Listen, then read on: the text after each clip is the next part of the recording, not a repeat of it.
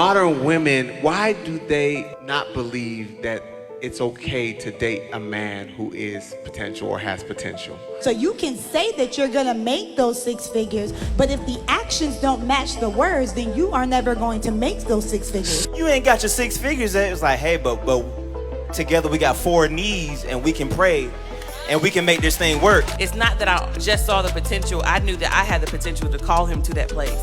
Whoa! It was beyond lust. It was beyond it. You have to be able to identify that. If you can't, you actually need to take a step back and say, all right, I need to get me straight before I even consider, what I see or what I could potentially see. So I took a season of nothingness.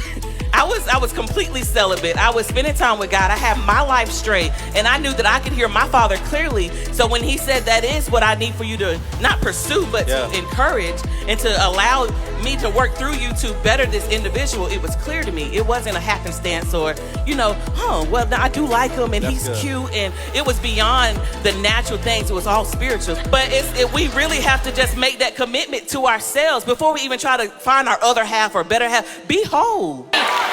It's not that he came in perfect. He was far from perfect. I don't really know if this is my last time, but what I know is I'm feeling just fine. My life is like a rap carpet, and I'm feeling like the richest millionaire. This is my local mayor, and I'm the biggest star around here. Oh man, what's happening, fam? L.A.R movement still moving. Subscriber died trying. You see the thumbnail, you saw the clip. I want to take that clip and spin it a little bit, but keep kind of to the premise of it. Using religion and the dating scene and all this prosperity preaching, right? But it's prosperity dating, because you have people who are praying for prosperity in the next person that they meet. And somehow God's going to give them everything that they need in this person, right? So, and now I feel like, this person, if it's a guy, this person needs to make six figures. And shout out to all the UPS workers that's about to be balling. And now the girl's going to go, oh, what can Brown do for me? But this is a whole nother aspect, right? Where you have people praying to God because they feel like they are good people or they are worthy of abundance.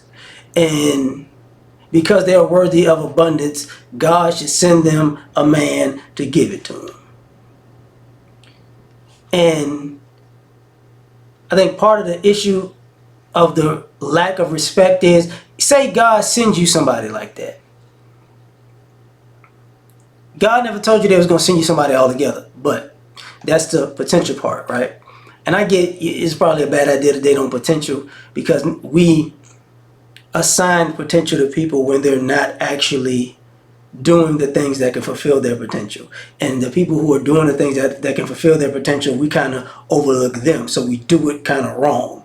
Not just kind of, we do it wrong. So that's another aspect of it.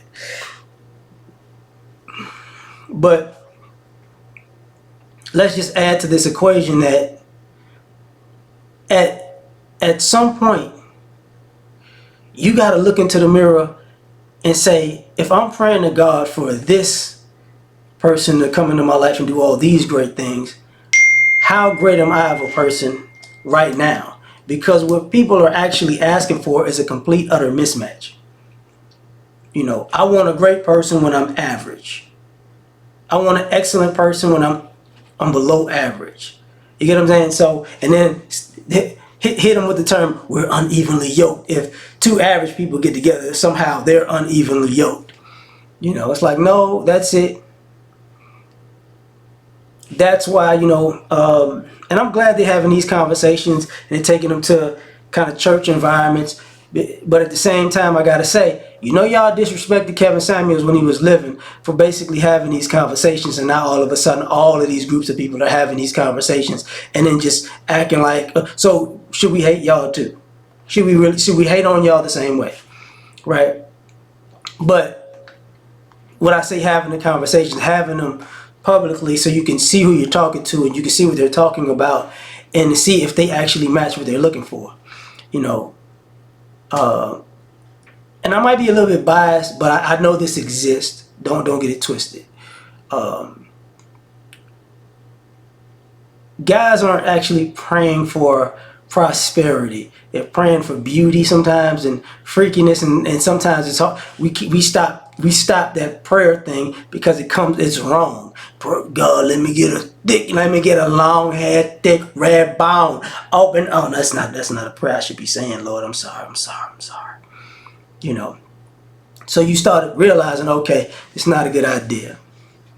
But you got guys praying for prosperity in the sense of wanting more and more and more. I want an abundance of options. I want abundance of women, abundance of choice. And at some point, if you get it, that doesn't. Where people have an issue is everybody wants options, but nobody wants to pick. So you got all the options in the world, but did you pick anybody? And the answer is no, you didn't. You get what I'm saying? So now it's a waste of time. It's a waste of time. It's a waste of effort. It's a waste of money. It's a waste of everything. So what are we doing here? And the message I could say what people are really doing is they're BSing. They're BSing the idea of how can I say this? They're BSing in the idea of working with a person who actually is what they're looking for. Because people want people to be more than what they're looking for or more than what they deserve so they can make up for their averageness, right? So now, you're feeling discouraged and like you got shortchanged and cheated out of life because you out here prosperity dating and God didn't give you the world and the person, and now you feel like God don't love you no more, and it's like and then when you meet people, you don't realize how bad you come across as a human being, because what you're asking for of them is disrespectful in a sense.